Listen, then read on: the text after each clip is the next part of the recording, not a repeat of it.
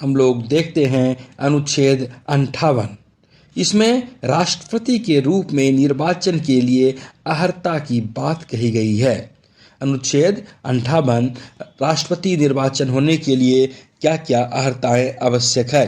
Qualification for election as president.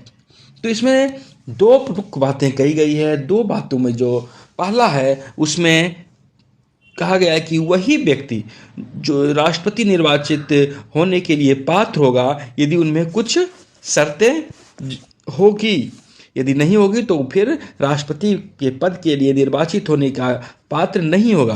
अर्थात यह समझते हैं इसमें तीन प्रमुख बातें कही गई है। अर्थात वह भारत का नागरिक हो, तभी वह पात्र हो सकता है जब वह भारत का नागरिक होगा। दूसरा कि उनकी उम्र 35 वर्ष पूरी हो चुकी हो। और तीसरा लोकसभा का सदस्य निर्वाचित होने के लिए अर्हित है। अर्थात लोकसभा सदस्य बनने के लिए जो योग्यताएं चाहिए वो उनमें होनी जरूरी है।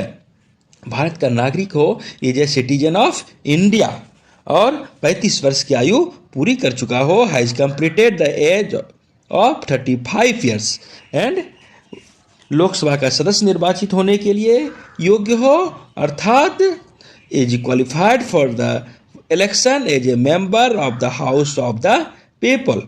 और जो इसमें प्रमुख बातें हैं, एक ये चाहिए उनमें होनी चाहिए, और इसके साथ साथ जो है कि जो उसमें नहीं होनी चाहिए। तो यहाँ पर अनुच्छेद 58 में ही दूसरे पार्ट के रूप में इसका जिक्र है कि जो व्यक्ति लाभ के पद पर रहेंगे वे योग्य नहीं होंगे, उनके पात्र नहीं होंगे। अर्थात इस रूप में कहा गया है कोई व्यक्ति जो भारत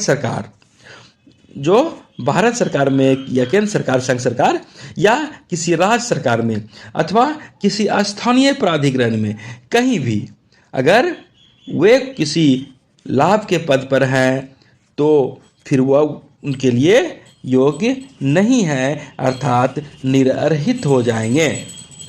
संघ सरकार, राज्य सरकार अथवा किसी स्थानीय सरकार, किसी भी वहाँ उस संदर्भ में वे लाभ के पद पर उसके अधीन नहीं हो।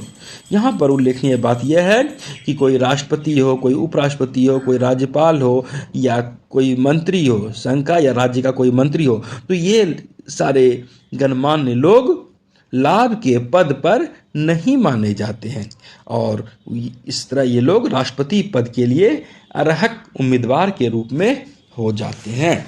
A person shall not be eligible for election as president if he holds any office of profit under the government of India or the government of any state or under any local or other authority subject to the control of any of the said governments। यहाँ पर एक बात और समझने वाली बात होती है कि इतने योग्यता होने के साथ साथ जो प्रमुख बातें हैं कि राष्ट्रपति के चुनाव के लिए नामांकन के समय उनको 50 प्रस्तावक और 50 अनुमोदक कम से कम चाहिए होते हैं, तभी वे राष्ट्रपति के उम्मीदवार के रूप में नामांकित करा सकते हैं स्वयं को।